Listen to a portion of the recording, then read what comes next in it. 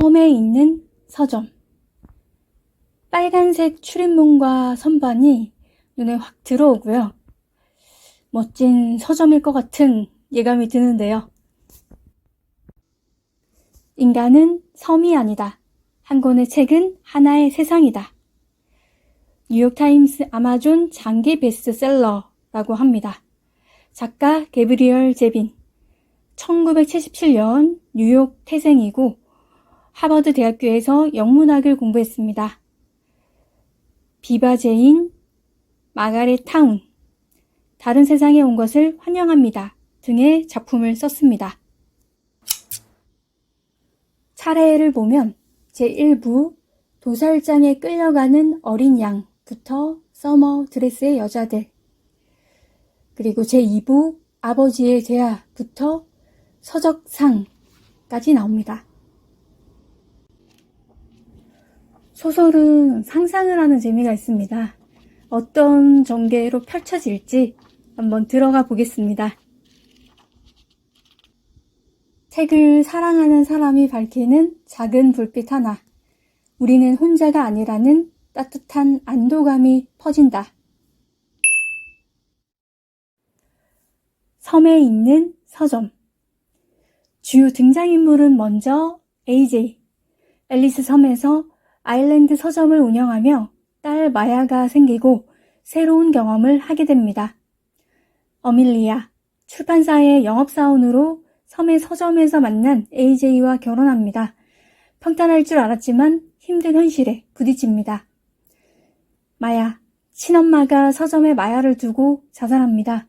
다행히 입양되지만 아픔을 간직할 수밖에 없습니다.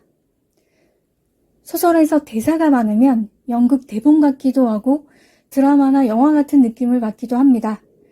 처음에는 쏟아내는 말들이 머릿속에 잘 입력이 되지 않았는데 읽으면서 적응이 되어 갔습니다. AJ는 아내가 사망하고 혼자 앨리스 섬에서 서점을 운영합니다. 술로 외로움을 달래며 겨우 살아가는 그에게 찾아온 천사가 있어요. 마야. 그녀를 딸로 입양하며 그의 삶은 조금씩 안정을 찾아갑니다. 그리고 출판사 영업사원인 어밀리아와 사랑을 키우고 결혼까지 하게 됩니다. 여기까지로 보면 무난한 듯한 스토리지만 우여곡절이 안 생길 수가 없습니다. AJ 전처의 처형 이즈메이는 감정이 불안정합니다. 작가인 남편의 잦은 외도와 여러 번의 유산으로 신경이 곤두서 있습니다. 의도한 바는 아니지만 함께 탄 차에서 사고로 남편은 사망하고 본인은 살아남습니다. 마야가 남편의 외도로 태어난 아이임을 알았지만 그때는 임신 중이었어요. 결국 자녀를 가지 못한 그녀는 뒤늦게 마야를 먼저 받아들이지 못한 것에 후회를 합니다. AJ와 어밀리아는 부모가 되어 함께 밥벌이를 하며 이사를 합니다.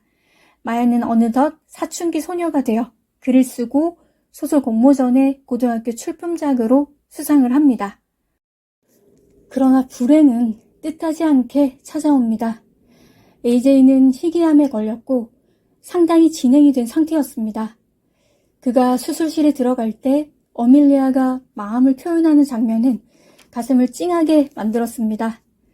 철이 든 마야는 아빠 곁에서 횡설수설하는 그의 말을 들어주려고 애씁니다. 전자책이 일반화된 지금 서점의 역할은 줄어들 수밖에 없습니다. 그러나 종이책을 읽고자 하는 사람들이 사라질 것 같진 않습니다. 어밀리아가 섬을 떠나면서 서점을 내놓았는데 이즈메이와 그의 연인 램비 에이스는 그 서점을 구입해 카페를 병행해서 운영하고자 합니다. 다행히 앨리스 섬에 유일하게 있었던 아일랜드 서점은 살아남게 된 겁니다. 거슬러 올라가면 AJ와 어밀리아의 첫 만남은 아주 삐걱거렸습니다. 아내를 잃고 힘든 시기를 겪고 있는 AJ는 그녀를 향해 함부로 말을 퍼부었고 연인으로 연결될지를 상상하지 못했습니다.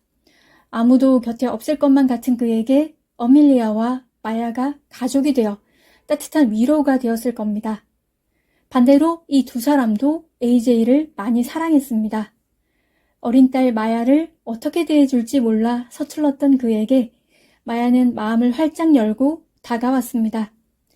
어밀리아는 그의 서투르고 투박한 매력에 끌려 불편한 먼 섬으로 오는 것을 마다하지 않았습니다.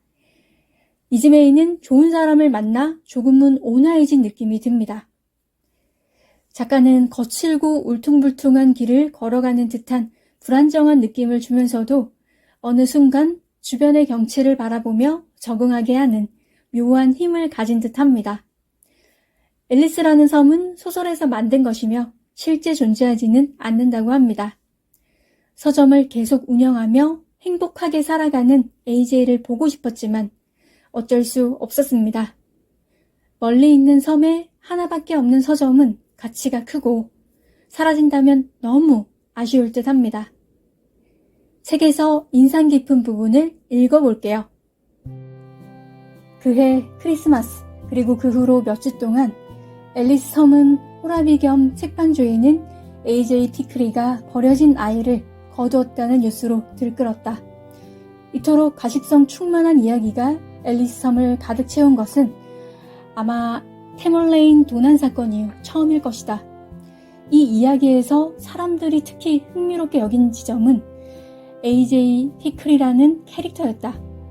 동네에서는 늘 그를 혼자만 잘난 차가운 사람으로 여겼고 그런 사람이 아기를 자기 가게에 버려졌다는 이유만으로 키우다니 도무지 믿어지지가 않았다. 동네 꽃집 주인은 자기 경험담을 들려주었다. 아일랜드 서점에 선글라스를 두고 왔는데 딱 하루 만에 찾으러 갔더니 AJ가 벌써 갖다 버렸더란다.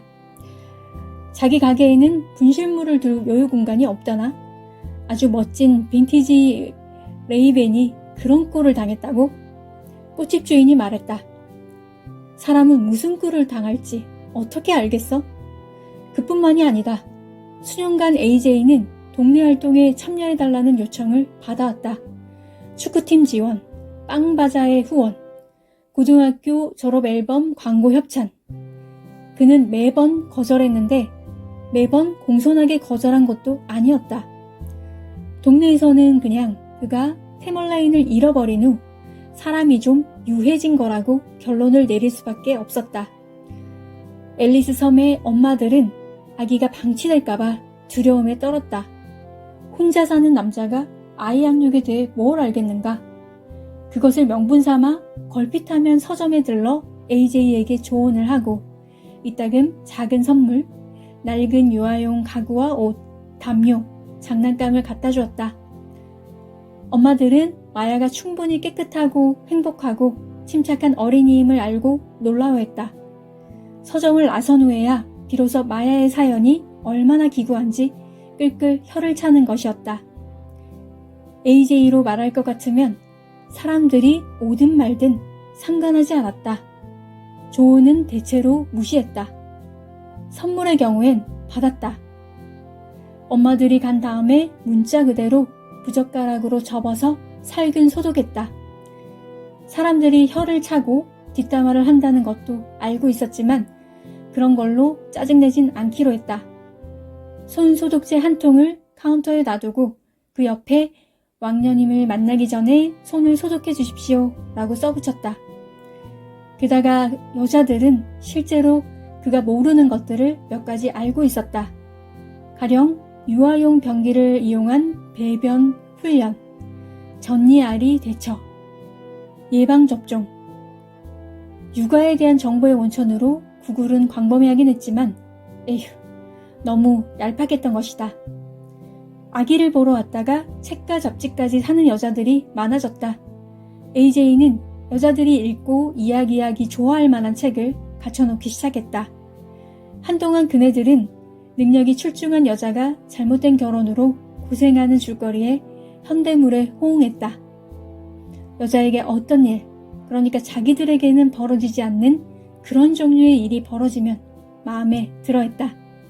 여주인공을 재고 자르고 판단하는 데서 재미를 찾았다.